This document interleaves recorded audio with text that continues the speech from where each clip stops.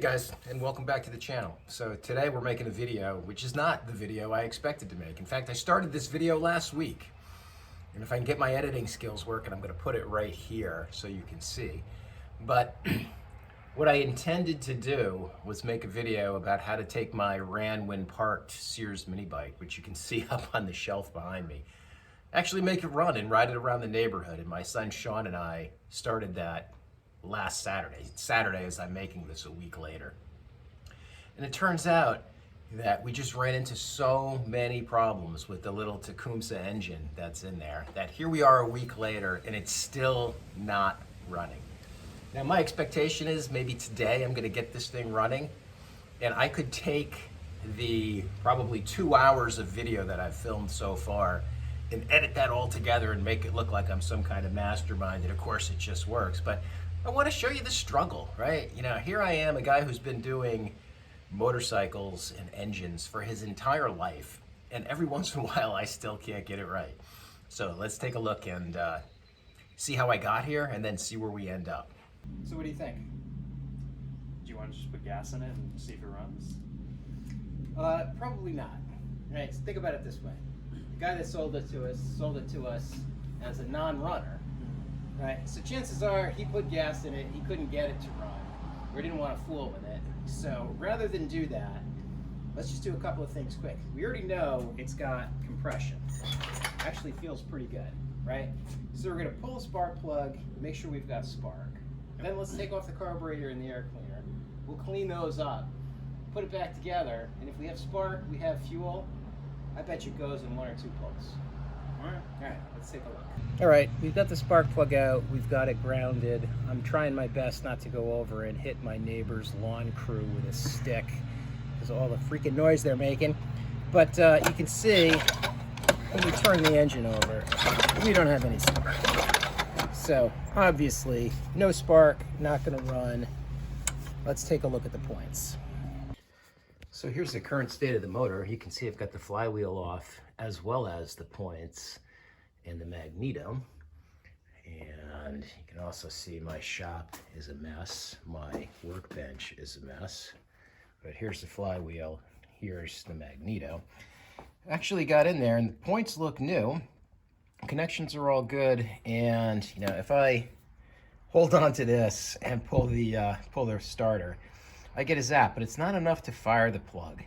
So I'm guessing the timing is off. Sadly, timing on this engine, I've learned, is 65 thousandths before top dead center.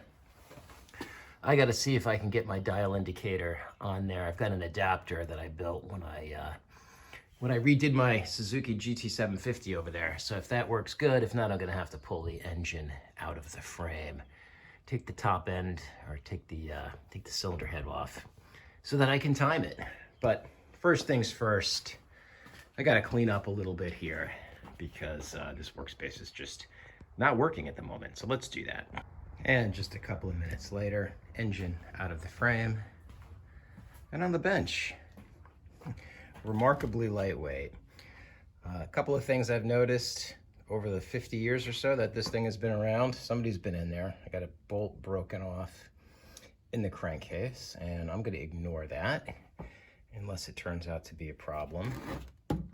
Fuel tank, I was thinking this might have came with a metal tank. I've seen early pictures that have both.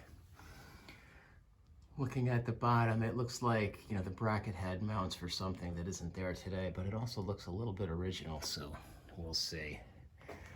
But at least at this point, I can clean this thing up and get it timed. So let's do that. You know, after all these years and so many engines, you learn something new every time. So obviously got this thing on the bench. I'm turning the clutch, and I can't see the piston going up and down because apparently it's offset a little bit, which is, I guess, why Tecumseh sells a special tool to allow you to do that. So I'm in it this far. Let's pop off the head. And now here we are with the cylinder head off, and the valves and the piston look remarkably good under the circumstances. So I'm gonna have to get my dial indicator hooked up here before we can do it. So there's a lot of good videos on how you time these engines. I'm not going to go through all the details, but the bottom line is my point gap is supposed to be 0.02 inches. I can get an 0.22 in there pretty easily if I could see what I'm doing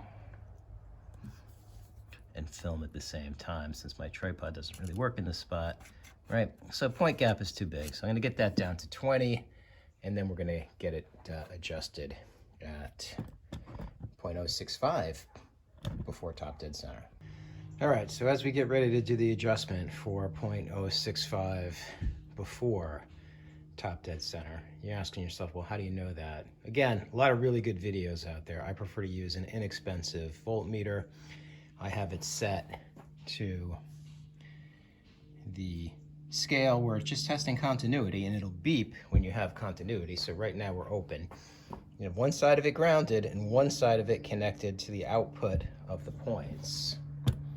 And then, sorry for the crazy camera angle here, but as the points close, we'll get a beep. And then when they start to open, the beep will stop. And if you look at my dial indicator, where we started to open is not where we need to be, right? So in reality, it should have been about here, and it started to open way back here. So our timing is way off. So let's get to top dead center, which is 0. That represents 65. And now we gotta loosen up that plate so that we can move it around a little bit and actually get things set to where they need to be. All right, so to demonstrate this, I don't have the most accurate dial indicator in the world, but here we are at top dead center. I'm gonna turn the engine counterclockwise because we wanna make sure we're before top dead center. And if you watch my dial indicator, when it gets to that mark, that's when we should hear the meter start to actually stop beeping, because the points will start to open. So if we go backwards. All right, so points are open, points are open, points are open, and points are starting to close. So here we are back together, flywheel loosely in place. Success. All right, so pop the carburetor off, held on by Phillips screws. Had to take the air cleaner plate off to get at it. And aside from the fact that, you know, it's a little bit sticky, you can see, you know, basically the remnants of ethanol fuel, right? So this thing needs a real thorough cleaning. All right, so we're going to do exactly that. I am going to strip this thing down and run it through my ultrasonic cleaner. So all this white crap in here is what happens when ethanol fuel just sits for too long. So this is more than likely, besides the fact that we didn't have the spark plug firing, this is probably the reason that the owner couldn't get it going again. All right, viewers, so here we are put back together. I've got my temporary gas line hooked up to it on the bench. I'm going to turn that on, see if the carburetor leaks or not. And if it looks okay, I'm going to pull it a couple of times and see what happens. So here goes nothing. Add some fuel.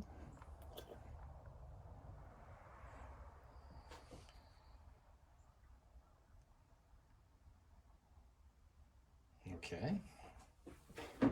And let's see if I can pull this thing and not electrocute myself or break the light.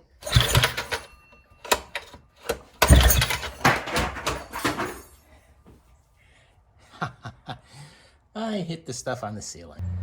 So here we are in the bike where I can actually pull it. I put a little fuel in the tank.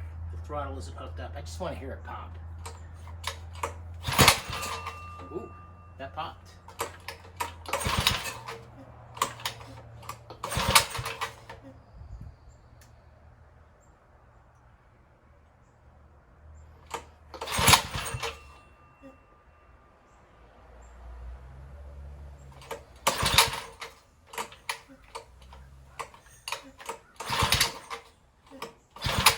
So after all of that, I just checked the compression, and I'm about 70 pounds, which I think for this engine is not bad. All right, as much as I hate to admit it, it's a week later. We didn't get it running and ride it around the neighborhood in one day. No. What do you think? Well, there's a lot of stuff that could have gone wrong that we changed and we fixed. So hopefully today is the day. So let's just quickly recap what we just saw in that video. We had no spark at all. So we set the timing, double checked the timing, and now we got a really good spark. That's good. The carburetor was a train wreck. It didn't have a rebuild kit, so we took it apart. We ran it through my ultrasonic cleaner. I cleaned the air jet and the main jet to the best I could.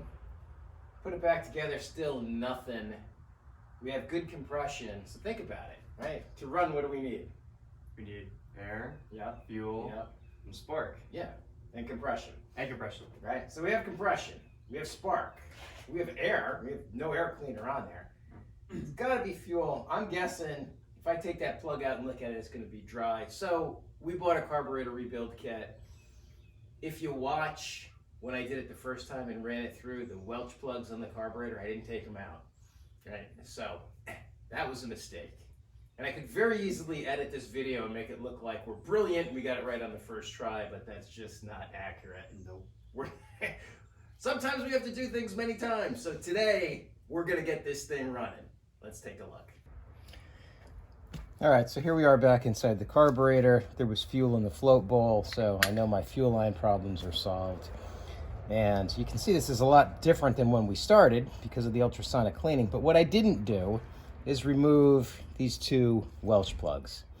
And to be honest, I didn't do that because I'm really not a small engine guy. I'm a motorcycle guy. And these are uncommon on the motorcycles that I work on. So, you know, between the dirt and the gunk, I just overlooked it. There's passages under there that I'm guessing are dirty. So let's get in there and take a look. All right, and here we are at those Welch plugs out. And you can see in here, dirty. This one, little mark where I hit it with my punch, getting the old plug out. But those tiny little passages, and they are blocked. So we're gonna take another bath in the ultrasonic cleaner. All right, since I didn't show this the first time, I use my Sharper Tech heated ultrasonic cleaner. I fill it with just straight water, and I actually heat the water up on my stove before I put it in here, because it takes a long time for this thing to actually heat up. Take your carburetor apart, get all the rubber parts and you know, sealing washers out, and then give it a bath. So that's what we're ready to do. Turn it on. In we go. We're set for an hour. And the only thing annoying about this is these controls are a little touchy. And boom, we're gonna let it cook. All right, guys, so here we are on the bench a couple of hours later. It's a couple hours later because I ran this through about 3 times while I mowed my lawn. And so differences are now these passages are clean. This is clean. The hole up there is clear. I removed the little seat for the float while I was at it because I've got a new one in the rebuild kit here.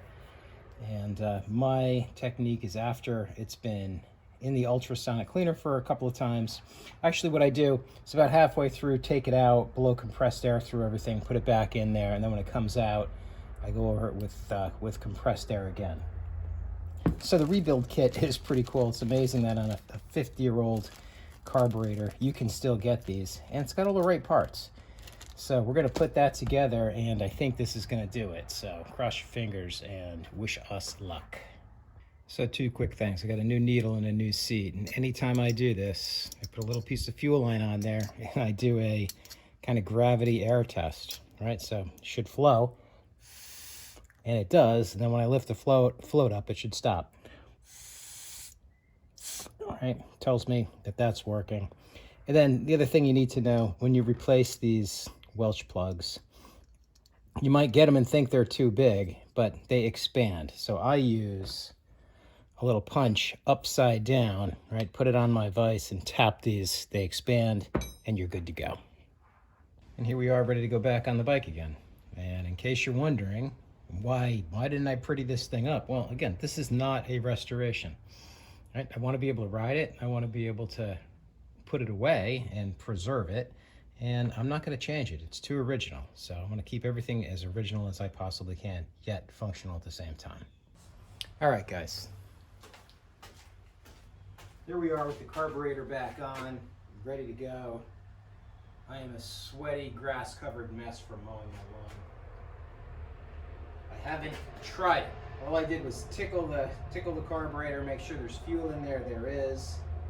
I'm gonna put the choke on and pull it a couple of times, and I really either want to hear it run or I want to hear it fire. Right? Want to hear that explosion. Wish me luck.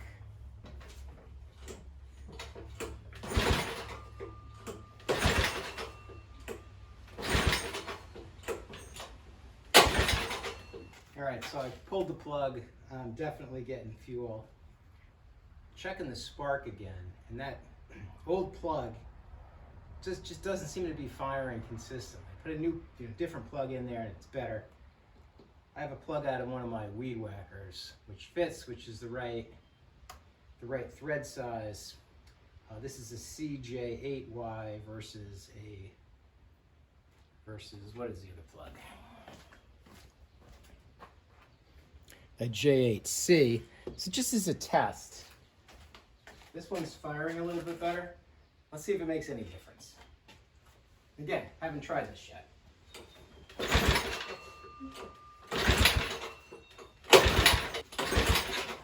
Nope.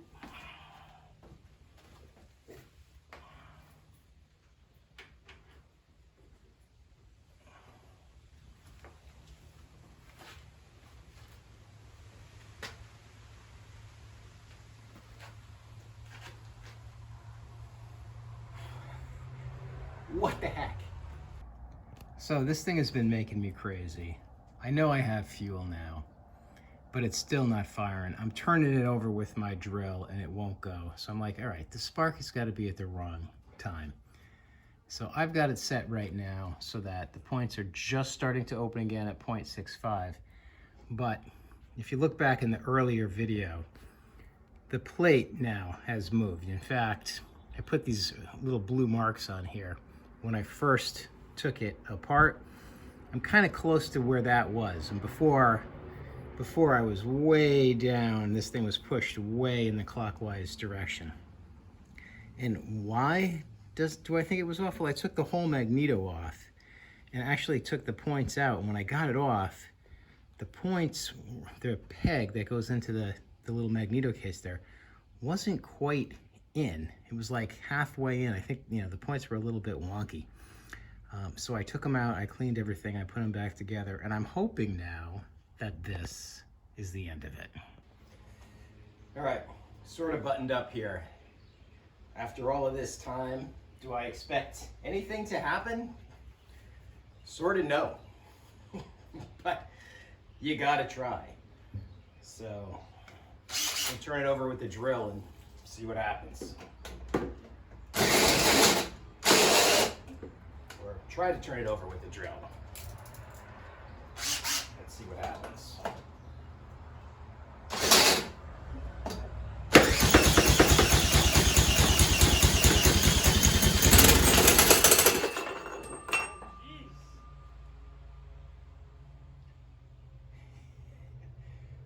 Not good, but it fired. Desperate times call for desperate measures. So after putting the the flywheel nut on and off so many times and running it with the drill, I rounded off the corners. It's got a little shoulder on it. I'm gonna order a new one of these, but I wanna get this thing running today. I don't have a standard nut with the same threads. I do have this metric one, so I'm just gonna cut standard threads in it. All right, so buttoned up, fake flywheel nut, hopefully doesn't come off.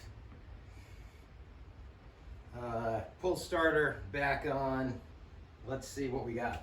What do you think? It's gonna start. Hopefully it doesn't explode when it does start. Yeah, so I'm gonna.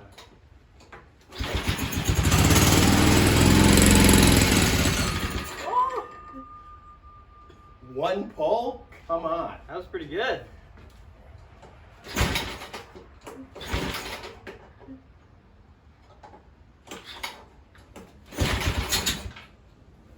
Oh, we're making progress here.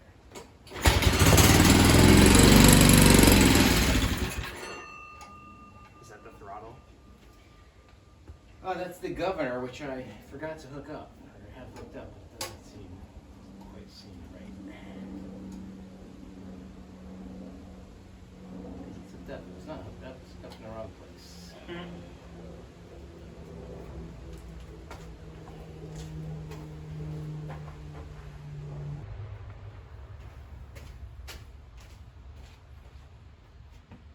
So I just hooked the throttle spring up to where it's supposed to be. I got to tweak the linkage a little bit, but after a week and all of those crazy problems,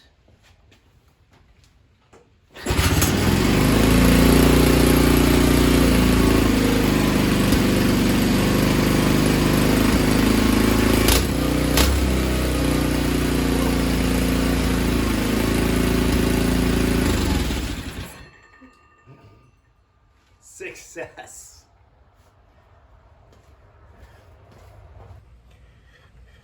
So before I actually put that engine back in the mini bike and take a ride, I figured I'd do a quick recap of my Ranwin parked adventure here. Now, to be honest, who knows? The guy I got it from, I don't know if he ever tried to start it. The inside of the carburetor looked pretty dry, right? So maybe when he got it, he didn't fool with it. Somebody told him it ran when it was parked. But, you know, going back now, first off, right off the bat, beginning of the video, zero spark, nothing at all, right? Opened it up. Points are brand new, but the points, bottom line, were installed incorrectly. Timing way off. So I thought I timed it on the bench the first time, but that was before I actually took the points out to check and see if they were installed right. So my timing was off, which is why it wouldn't fire. I took it apart God knows how many times. So bottom line, new points, but installed wrong, timing set wrong. Carburetor, a mess, cleaned twice because I didn't take out the Welch plugs. So fuel line, completely clogged. In fact, I took out the little springs from inside because they were solid with contaminated fuel. Carburetor, fuel line, spark, right? The original plug, not good. I've got a plug in there from my weed whacker. Actually, I might try putting the other plug back in now that everything else is fixed. The spark lead was a little bit shot, so I cut off like the last 1/4 inch and reinstalled that. There's a litany of things not right. Now, all of that being said, 50-year-old engine sounds fantastic. And once everything was right, started on the first pull. Can't beat that. So I'm gonna put it back in the mini bike and we're gonna go for a little ride. Hey guys, as you can see, I'm sitting here at home and got the engine back in the mini bike, but I got a couple other little things to do. So we're gonna go for a little ride tomorrow. But if you like this video, do me a favor, hit that like button and subscribe. Thanks a lot, and we'll see you soon.